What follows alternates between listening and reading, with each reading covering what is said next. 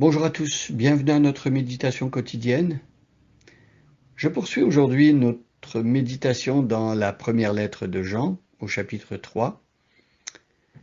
Nous découvrons les sujets importants qui remplissent Jean d'enthousiasme quand il en parle.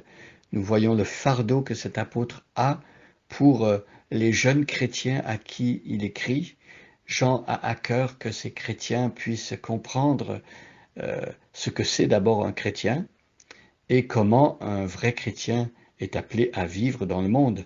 Comment est-ce qu'on reconnaît un vrai chrétien et comment lui-même peut avoir de l'assurance dans son cœur en comprenant ce qui plaît à Dieu et ce qui ne plaît pas à Dieu. Alors on a lu jusqu'à présent les 6 premiers versets et maintenant je vais lire aujourd'hui le verset 7.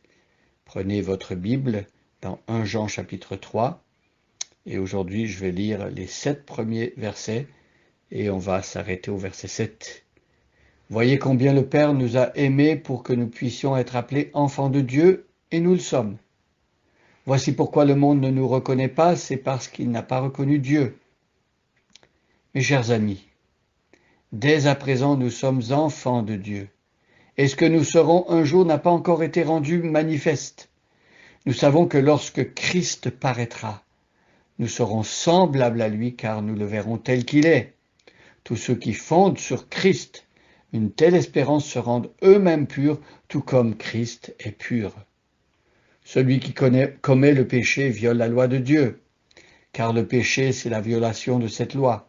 Or, vous le savez, Jésus est apparu pour ôter les péchés, et il n'y a pas de péché en lui. Par conséquent, celui qui demeure uni à lui ne pêche pas, et celui qui pêche ne l'a jamais vu et ne l'a jamais connu. Verset 7. Mes enfants, que personne ne vous trompe sur ce point. Est juste celui qui fait ce qui est juste, tout comme Christ lui-même est juste. Alors, au verset 7, Jean poursuit son raisonnement, il est inspiré par le Seigneur et il continue de parler à ceux qui sont des enfants de Dieu. Il les nomme mes enfants.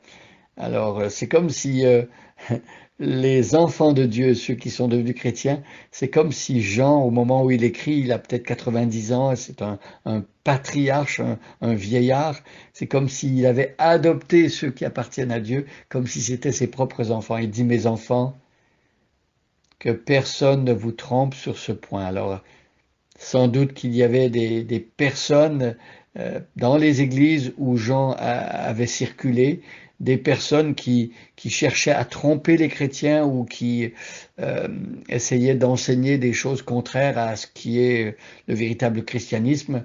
Et ici, Jean met en garde, mes enfants, que personne ne vous trompe sur ce point. Que Dieu nous donne du discernement, que Dieu nous donne de connaître sa parole pour ne pas être trompés si facilement. Il y a tellement malheureusement de chrétiens qui ne connaissent pas bien les Écritures et qui vont être la proie de toutes sortes d'enseignements où on va les tromper en fait sur ce que la Bible enseigne. Mes amis, pour ne pas être trompés par rapport à ce que Dieu enseigne, revenons toujours à la parole de Dieu. Ne suivons pas aveuglément des hommes, mais allons toujours voir dans la parole de Dieu. Bien sûr, des hommes nous enseignent, ils ont des dons. Bien sûr, ceux qui nous partagent la parole de Dieu, on les respecte. On veut pouvoir le plus possible suivre leur enseignement, mais l'autorité suprême n'est pas dans l'homme qui enseigne. Il faut toujours aller voir dans l'Écriture pour vérifier si ce que l'homme enseigne est exact ou pas. Alors ici, mes amis, mes enfants, que personne ne vous trompe sur ce point. Et donc, la tromperie, elle était à ce niveau-ci. Il y avait des personnes qui prétendaient sans doute être justes, mais ils ne l'étaient pas. Alors ici, Jean va nous dire quel est celui qui est véritablement juste. Est juste celui qui fait ce qui est juste. Voyez, il ne s'agit pas seulement de dire des choses avec des paroles, S'imaginer qu'une personne ait pu dire je suis juste, je suis juste. Or, il y avait une manière de vivre à côté qui était contraire à ce que la justice représente aux yeux de Dieu et même aux yeux des hommes souvent. Donc, est juste celui qui fait ce qui est juste. Mes amis, lorsqu'on a cru en l'Évangile va impacter notre manière de vivre et ce que l'on fait. Si votre foi reste au niveau simplement de ce que vous croyez dans votre tête, et si votre foi n'impacte pas votre comportement, il y a un problème. Et ici, Jean nous dit qu'il ne faut pas se tromper à ce sujet. Est juste celui qui fait ce qui est juste? Demandons à Dieu non seulement de connaître ce qui est juste, mais de faire ce qui est juste par la puissance du Christ, par son Saint-Esprit. Et là, il est justement question dans la deuxième partie du verset de Christ, tout comme Christ lui-même est juste. Christ est juste. Christ ne pêche pas par favoritisme, par parti pris. Christ est équitable, il est droit dans toutes ses décisions, dans toutes ses voies.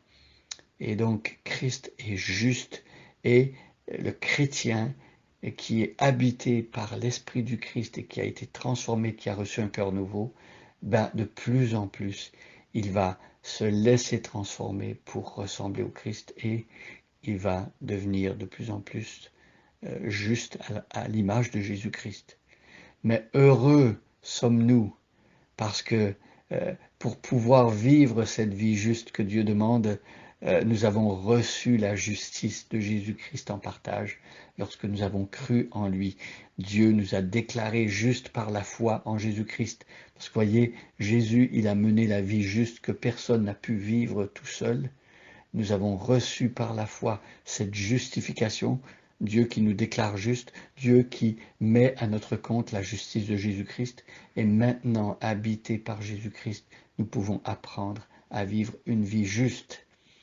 Et c'est cette manière de vivre qui confirme si nous sommes des chrétiens ou pas. Voilà.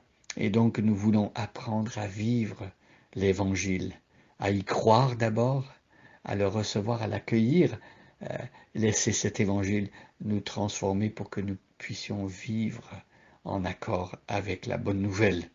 Bonne journée à chacun et à chacune, et soyez bénis.